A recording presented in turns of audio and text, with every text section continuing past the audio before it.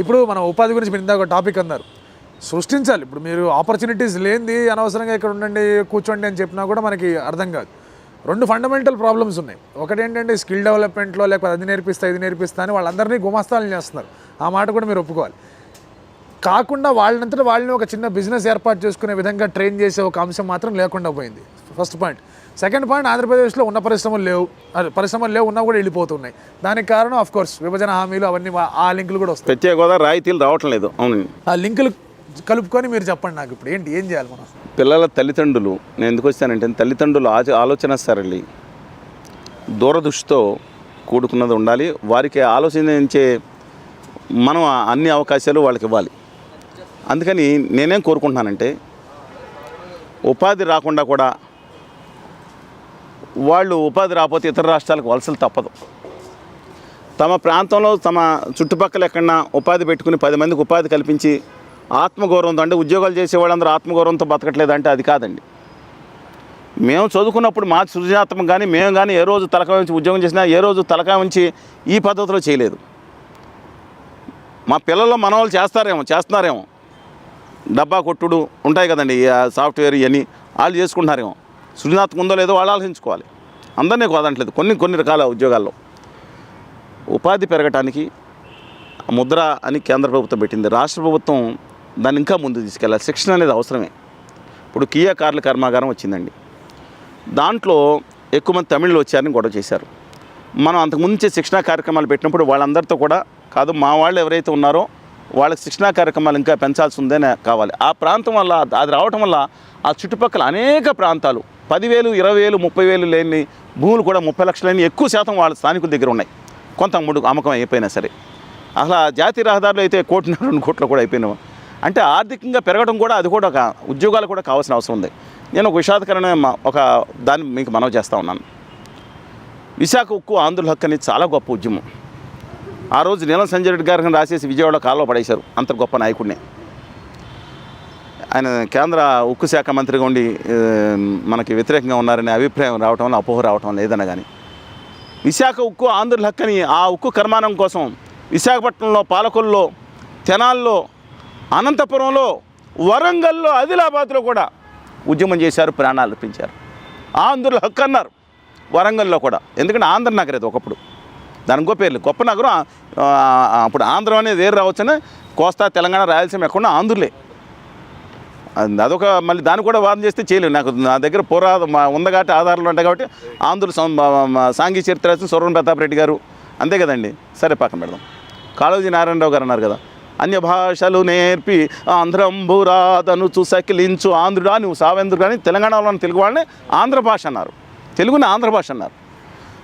సరే, ఈ నేపథ్యంలో విశాఖ ఉక్కు ఆంధ్రుల హక్కు అని ఉద్యమం చేసిన తర్వాత, ప్రాణాలు అర్పించిన తర్వాత, అందులో ఆ సాంకేతిక నైపుణ్యం ఉద్యోగాల్లో చాలా తక్కువ శాతం, 20-30% కూడా దక్షిణ భారతీయులకు రాలేదు.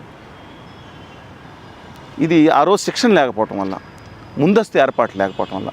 అందువల్ల మన రాష్ట్రం ఆంధ్రప్రదేశ్లో నేను తెలంగాణ గురించి మాట్లాడతాను. నాకు కావాల్సిన ఆంధ్రప్రదేశ్ తర్వాత ఇవాళ తెలుగు రాష్ట్రాల్లో ఆంధ్రప్రదేశ్లో కూడా ఇవాళ కొత్తగా ఉపాధి రావాలంటే రాయితీలు రావాలంటే ప్రత్యేక తరగతి హోదాలో ఉన్న ఇన్సిడెంట్ వస్తే దాంట్లో రాయితీలతో వస్తే అక్కడ పరిశ్రమలు వస్తాయి.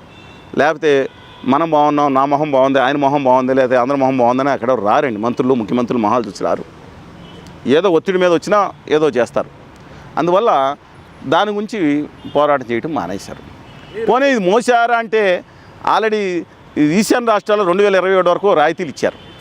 అదే అయిపోయింది అంటే ఈ నిర్మల సీతారామన్ గారిని ఒక తమిళ గొప్ప జాతీయ అభిమాని, చాలా ఆప్యాయత అండి. తమిళం అంటే ఆవిడకి అసలు ప్రాణం. ఆ బుద్ధిలు మన వాళ్ళకి లేదని నాకు బాధండి. అంత ఆప్యాయత లేదే, అంత మాతృభాష మీద, కన్నభూమి మీద అభిమానం లేదే అని బాధపడుతూ ఉంటాను. క్రితం బడ్జెట్లో ఆవిడ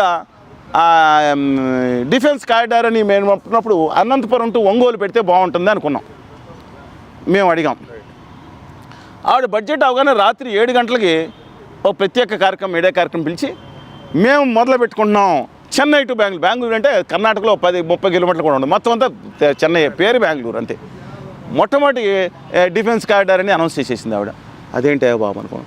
నిన్న కాక మొన్న ఈ సంవత్సరం బడ్జెట్ పెట్టినప్పుడు ఆ గుజరాత్ కండి ఇప్పుడు గుజరాతీ వాళ్ళు ఇక్కడ పరిపాలించేది దేశాన్ని గుజరాతీ ప్రధానమంత్రి గారు, గుజరాతీ హోంమంత్రి గారు. ఎందుకంటే వాళ్ళు అలాగే ఉంటుంది. గుజరాతీ వ్యాపారులు మయమైపోయింది. ఆంధ్రప్రదేశ్ కాదు, ఆదాని ప్రదేశ్, అంబానీ ప్రదేశ్ అయిపోయేటట్టు కనపడతా ఉంది. అంటే నేను ఒకసారి మనసు వికలం చెందుతుందండి. ఒక గొప్ప చరిత్ర ఉన్న ఆంధ్రప్రదేశ్ని, ఒక గొప్ప విజ్ఞత ఉన్న ప్రజలున్న ఆంధ్రప్రదేశ్లో ఈ విధంగా వాళ్ళలోనే వాళ్ళని కొట్టుకునే పరిస్థితి తీసుకురావడం జరిగింది. చాలా బాధాకరంగా ఉంది.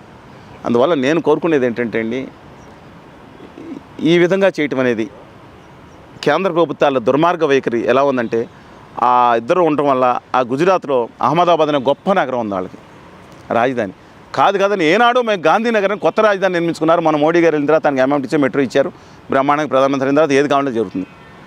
బాగుంది కదా, ఆంధ్రప్రదేశ్ కూడా కావాలి కదా, కాదంట. ఈ మధ్యన ఏదో ధోలేరా సీట్ అని 80,000 కోట్లతో నానా గొడవ చేస్తుంది, బ్రహ్మాండంగా పేరుస్తాను. సరే అయిపోయింది. గిఫ్ట్ సీట్ అని మొదలుపెట్టి ఇప్పుడు మొన్న రాయితీలు ఇచ్చారు 2029 వరకు అంట. సార్ వీళ్ళ అయ్యగారు కానీ తాతగారు కానీ జాగీర్లండి అయ్యి ఆంధ్రప్రదేశ్కి అమలు చేయాల్సిన బాధ్యత ఉంది. అనంతపురానికి, అమరావతికి, ఆముదాలవలసుకో లేదా అనకాపల్లికో ఈ 3 ప్రాంతాలకు కూడా రాయితీలు ముందు ఇచ్చి తర్వాత మొత్తం అన్ని ప్రాంతాలకి ఇవ్వచ్చు కదా. ఎందుకని ఆంధ్రాని ఇంత దెబ్బ కొడుతుంటే చేత కానీ చావ తెచ్చిన జాతి అయిపోయిందా? దమ్ము లేకుండా పోయిందా? భయంతో కూడిన వణుక లేకపోతే చికెన్ గున్నానా డెంగ్యూనా? వాళ్ళిద్దరిని చూస్తే భయపడి చచ్చిపోతున్నారా?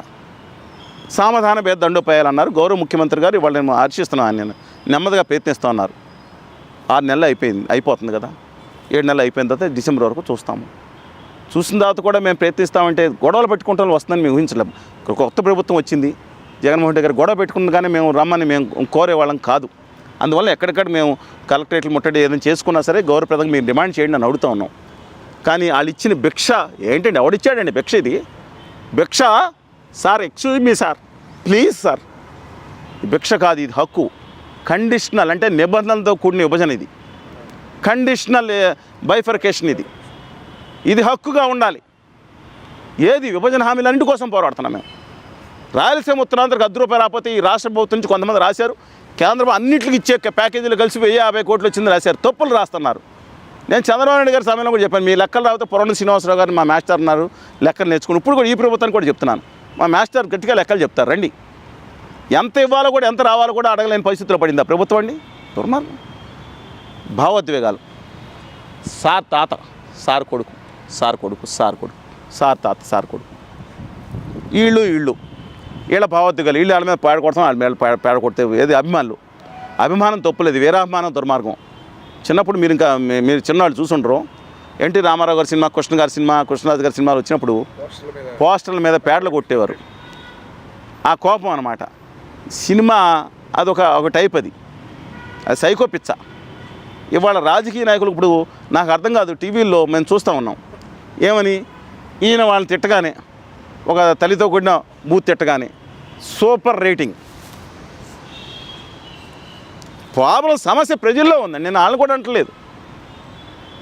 ఒక విజ్ఞానదాయకమైన విషయాలు కూడా అక్కర్లేదు, భవిష్యత్తుకు కావాల్సిన విషయాలు కూడా వినే పరిస్థితిలో లేని సమాజాన్ని మనం తయారు చేస్తున్నామా?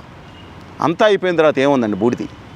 పర్యావరణ కాలుష్యం మీదకి వచ్చి నెత్తి మీదకి ఎక్కేసిన తర్వాత వచ్చే 10 సంవత్సరాలు, 20 సంవత్సరాలు కాదు, 40-50 సంవత్సరాల్లో 500 రకాల క్యాన్సర్లు వచ్చే పరిస్థితి ఉంటే, మన శారీరక సౌఖ్యాల కోసం అలా పరిస్థితి ఉంటే, ఆ జీవోత్సవాల కింద వచ్చే మన వల్లనే మునిమాడవల్లనే రోడ్డు అమ్మ నడుస్తాయి, చేతులు ఊడిపోతూ ఉంటే, ఆక్సిజన్ పెట్టుకోకపోతే, అది అయితే 369లో చూపించారు కదండి, అంతా జరగబోతూ ఉంది. అలాంటి భయంకరమైన పరిస్థితులు ఉంటే ఈ సౌదాలు, బిడ్డలు, మేళ్ళలో ఈ కులాలు, మతాలు ఇవన్నీ రేపొద్దున కాపాడతాయా? ఎవరు 2-3 ఏదో అంగార గ్రహంలోకి వెళ్ళి బతుకుతారు, ఇంకో చోట బతుకుతారో తెలియదు, కానీ సర్వనాశనం అయిపోతుంటే ఎవడు ఆడిని వీళ్ళ మీద పేడ కొడతాం, వీళ్ళు ఆళ్ళ మీద పేడ కొడతాం, సూపర్ ఫ్యాన్స్ అంటాం. మేమేదో 4 మంచి మాటలు పెడితే వీళ్ళు తిడతాం, వాళ్ళు తిడతాం, ఎవడిదో ముద్రేయటం. మీరు ఈ మధ్యన గట్టిగా చేయట్లేదు. రోడ్ల మీదకి వచ్చి మేము చేసినప్పుడు, ఆమరణ దీక్ష చేసినప్పుడు ఒక్కడన్నారు రోడ్ల మీదకి వచ్చాడా? మమ్మల్ని అరెస్ట్ చేసి 15 గంటలు రాత్రి వాళ్ళు అడవుల్లోనూ తుప్పల్లోనూ రోడ్ల మీద తిప్పి లెగమెంట్స్ తెంపేసినప్పుడు ఎవడన్నా సంఘీభావం ప్రకటించాడా? పాదయాత్ర చేస్తున్నప్పుడు ఎంతమంది వచ్చారండి? వీళ్ళు మాట్లాడుతూ ఉంటారు. మీరు జగన్ గారి మనిషి అయిపోయారు, 5 నెలల నుంచి మాట్లాడితే వేయాలి కదా మీడియా. మీ మీడియా సౌకర్యం ఎక్కువ, మామూలు మీడియాలో 2-3 వేస్తూ ఉన్నారు, మెయిన్ మీడియా వేయట్లేదు. ఏం చేయమంటారు? నిన్న పాలకొల్లో సమావేశం పెట్టాము, తెలుగు భాష మీద అన్ని వివరాలు ఇచ్చాము. ముఖ్యమైన మీడియా అయిపోతే ఏం చేయను? నేను రోడ్ల మీద వెళ్తున్నాం, వేలాది మంది విద్యార్థులు బయటకు వచ్చారు, ఏం చేయాలి? సూసైడ్ చేసుకోవాలా అందరూ? లేకపోతే తిట్టాలా, బూతులు తిట్టాలా? మేము అందరు మీడియాని అంటలేదండి, కొంత మీడియాని అంటా ఉన్నానండి. మేము ఆత్మగౌరవాన్ని నిలబెట్టుకునే వాళ్ళం. మునికోట చనిపోయినప్పుడు అనేక మంది ప్రత్యేక హోదాలో చనిపోయినప్పుడు వాళ్ళ దగ్గరికి వెళ్ళాం. అలాగే ఆలు శ్రీనివాస్ గారు మేము చేయగలిగినంత ఏదైనా చేసాం, ప్రభుత్వాన్ని అడిగాం. కానీ అమనూరు చేసి వాళ్ళని ఆత్మహత్యలు చేసుకుంటే గొప్పవాళ్ళు అవుతారని మేము ప్రబోధించాలి. ఆ ఉద్యమం వేరే చోట జరిగిందేమో. విద్యార్థులు మాకు భవిష్యత్తుగా ఉద్యమం తగ్గిపోయినా పర్వాలేదు అనుకున్నాను. ఉద్యమ నాయకత్వం ఇది కాదన్న నా మీద విమర్శ చేశారు. ఉద్యమ నాయకత్వం అలాంటి ఉద్యమ నాయకత్వం అయితే అవసరం లేదండి. అది మేము నిబద్ధతతో నిలబడ్డాం కాబట్టి అన్ని రాజకీయ పక్షాలు వచ్చి వెనకమాల మాకు నిలబడినాయి. ముందు వాళ్ళు కాదన్నా వాళ్ళని తీసుకొచ్చి ఆఖరిన 4 సంవత్సరాలు డ్యాన్స్ కట్టిన వాళ్ళు కూడా వచ్చి తర్వాత నిలబడ్డారు. రాష్ట్రం కోసం డ్యూ రెస్పెక్ట్ నేను వాళ్ళని నమస్కారం చేసి ధన్యవాదాలు తెలుపుతాను. కానీ ఇప్పుడు ఏమైపోయింది? చికెన్ గున్యాలు డెంగ్యూలు వచ్చినాయా అని అడుగుతాను. Like and subscribe Eagle Media Works.